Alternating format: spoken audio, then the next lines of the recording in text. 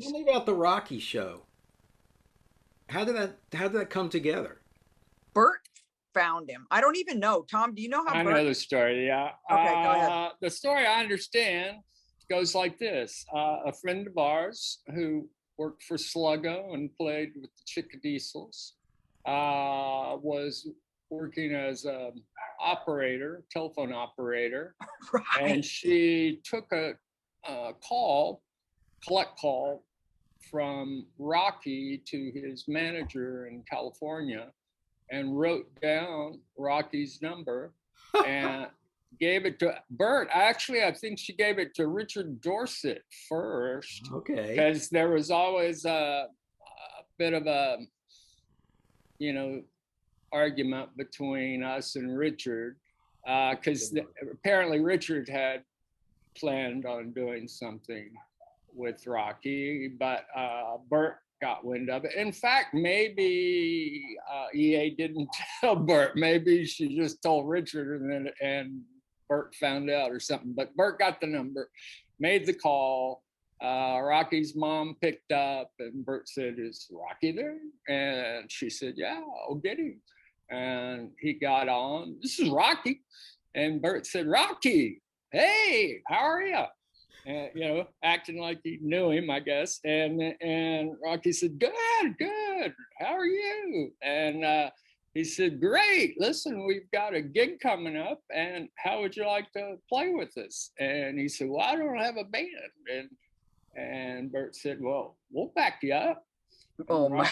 Roky said, "Sure." And then we met Roky at this kind of abandoned house that Phil Lanahan, our manager, owned. And we practiced with him for maybe 5 days. We heard all those songs, that ended up on The Evil One or whatever that album's called. Did anybody record this? Yeah, we have it. You should put that out, man. Yes. Yeah, it's a little crazy. We will. I'm sure it's taken me 40 years to get used to listening to it myself. So, did you do a duet with Roky by any chance? No, like I kind of let him do his thing, but the thing that was interesting was, well, the funniest thing that happened was the last song he did as his encore was Roll Over Beethoven.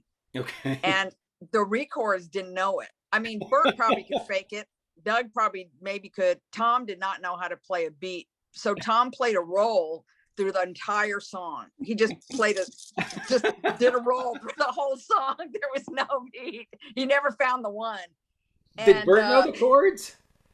Probably, because Bert, he was a legit musician. I mean, he knew how to play classical music and stuff. So I think he could figure out roll over. But Bert was on bass. Bert was on bass. And Doug was on that's even easier. Yeah. But I mean, it's a 1-4-5. I don't even have to know what the chords are, and I know it's a 1-4-5 because that's what every rock and roll song is. So anyway, but so Roky was a little frustrated by the records.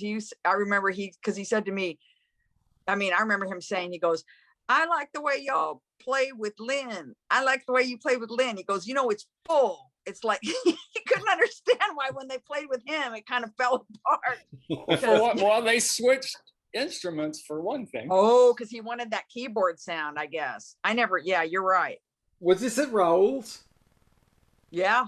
I have no memory of this. I know I was probably there. It was the first time that hippies and punks, came together at Rauls. And is there a poster sitting on different sides of the, and the hippies are, going, "Who are these idiots, backing up Roky?" And then the punks were, "Who's this?" Some of them knew who he was. Some of them didn't know who he was. I would bet a lot of them didn't. But what was great about Roky was in practice, it really did annoy him that when he determined that we weren't very experienced players. And at one point he stopped us and said, "You got to get 3 things. You got to get the beat, the notes, and the chords." and none of them. We went the beat, the notes, and the chords. Okay, we're Yeah. in. And that was a big joke from then on. And So someday, see, I'm not a part of that because I was free and clear. I didn't play or sing.